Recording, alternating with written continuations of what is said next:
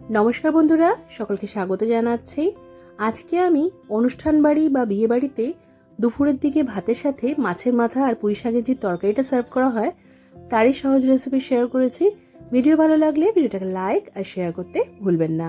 চলুন তাহলে ঝটপট এই মজাদার রেসিপিটা দেখে নেওয়া যাক। রান্নার প্রথমেই আমরা মাছের মাথাগুলো ভেজে নেব।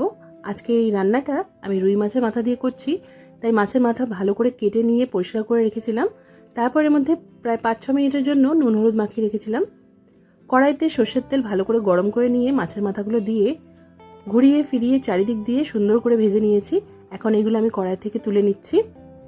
আর কড়াইয়ে যে তেলটা আছে সেটা একটু কম আছে, তো এর মধ্যে আরও 2 টেবিল চামচের মতো তেল যোগ করতে হবে আমাদের। এই তেলটা গরম থাকা অবস্থাতেই এর মধ্যে একটা তেজপাতা ছিঁড়ে দিয়ে দিয়েছিলাম। তেলটাকে আবারও ভালো করে গরম করে নিয়ে এর মধ্যে দিয়ে দিতে হবে পেঁয়াজ কুচি আর চেরা কাঁচা লঙ্কা।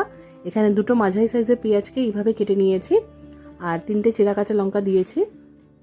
পেঁয়াজ আর কাঁচা লঙ্কাটাকে একটু নাড়াচাড়া করে নিয়ে এর মধ্যে দিয়ে দিতে হবে আদা বাটা আর ঘষে রাখা রসুন। তো এখানে আমি প্রায় 1 টেবিল চামচের মতো আদা বাটা দিয়েছি, আর রসুনটা বাটা ছিল না তাই আমি ছোট ঘষুনিতে ঘষে নিয়ে দিয়ে দিয়েছি। প্রায় 8-9 কোয়ার মতো রসুন এইভাবে দিয়েছি। সব কিছুকে 2 মিনিটের মতো ভালো করে ভেজে নিয়ে তারপর এর মধ্যে আমাদের যে সবজিগুলো আমরা দেবো সেগুলো দিয়ে দিতে হবে। আজকে এই রান্নায় আমি আলু, কচু আর কুমড়োর ব্যবহার করছি। সব কিছুকে ভালো করে পরিষ্কার করে নিয়ে এইভাবে কেটে নিয়েছি। সবজিগুলো 1-2 মিনিটের জন্য আমরা ভেজে নেব। তারপর এর মধ্যে আমরা দিয়ে দেবো পুঁই শাকের যে ডাঁটা, যেগুলোকে আঁশ ছাড়িয়ে নিয়ে ভালো করে এইভাবে টুকরো করে কেটে নিয়েছি, সেগুলো দিয়ে দিলাম। ওপর থেকে স্বাদ মতো নুন, হলুদের গুঁড়ো প্রায় 1 চা চামচের মতো, কাশ্মীরি লঙ্কার গুঁড়ো 1 চা চামচ, জিরের গুঁড়ো 1 টেবিল চামচ, 1/2 টেবিল চামচের মতো ধনের গুঁড়ো, এসব কিছু দিয়ে ভালো করে সবজিপাতি আমাদের মিশিয়ে নিতে হবে। এই রান্নায় যেহেতু আমি ফোড়নে কাঁচা লঙ্কা দিয়েছি তাই আর আলাদা করে লঙ্কার গুঁড়ো ব্যবহার করলাম না। এখানে আমি কাশ্মীরি লঙ্কার গুঁড়োটা কালারের জন্য দিয়েছি। সব কিছুকে ভালো করে মিশিয়ে নিয়ে ঢাকা দিয়ে 1-2 মিনিট এইভাবেই রান্না করে নিতে হবে। এতে করে সবজিটা কিছুটা নরম হয়ে যাবে। তারপর এর মধ্যে আমরা দিয়ে দেব পুঁই শাকের পাতাগুলো, যেগুলোকে ভালো করে ধুয়ে পরিষ্কার করে নিয়ে এইভাবে কেটে নিয়েছি। একটু ছোট টুকরো করে কেটে নিয়ে পাতাগুলো দেওয়ার পর হালকা করে নিচের মশলাপাতি একটু মিশিয়ে নিতে হবে। তারপর এটা ঢাকা দিয়ে আমরা নরম হতে দেব। মোটামুটি 4-5 মিনিটের জন্য এটাকে ঢাকা দিয়ে একদম আঁচ কমিয়ে দিয়ে আমাদের রান্না করতে হবে। এখন 5-6 মিনিট পর ঢাকাটা সরিয়ে নিয়ে আরেকবার এটা নাড়াচাড়া করে দিতে হবে।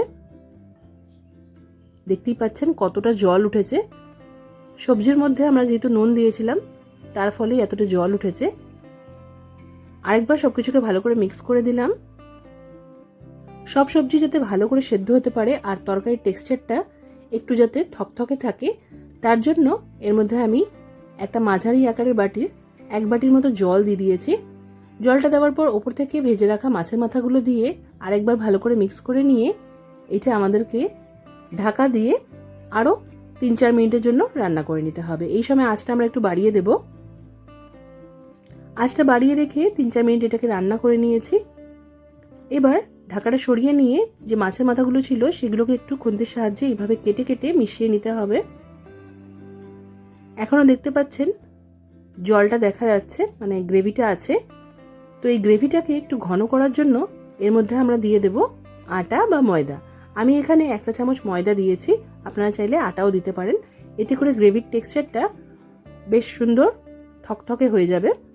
এবার এর মধ্যে 1 চা চামচের মতো চিনি দিয়ে দিলাম আর দিয়ে দিলাম 1/4 চা চামচের থেকে আরেকটু কম গরম মশলার গুঁড়ো। সব কিছুকে ভালো করে মিশিয়ে নিয়ে এবার আঁচটা বাড়িয়ে দিয়ে 2 মিনিটের জন্য ঢাকা দিয়ে এটাকে রান্না করে নিতে হবে।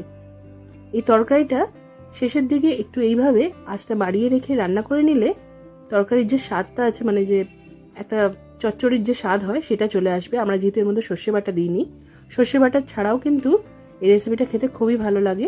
একবার অবশ্যই এইভাবে ট্রাই করে দেখবেন। এটা 2 মিনিটের মতো আঁচ বাড়িয়ে রান্না করে নিয়েছি।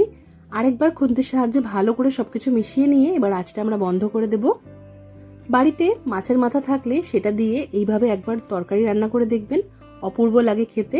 আর অন্যান্য কোনো বিশেষ পদেরই দরকার হয় না ভাত খেতে। আশা করছি আজকের এই রেসিপি আপনাদের ভালো লেগেছে। রেসিপিটা ট্রাই করবেন, কমেন্ট করে জানাতে ভুলবেন না যে কেমন লাগলো। আজকের মতো এখানেই শেষ করলাম। সবাই খুব ভালো থাকবেন আর সবাইকে খুব ভালো রাখবেন। ধন্যবাদ।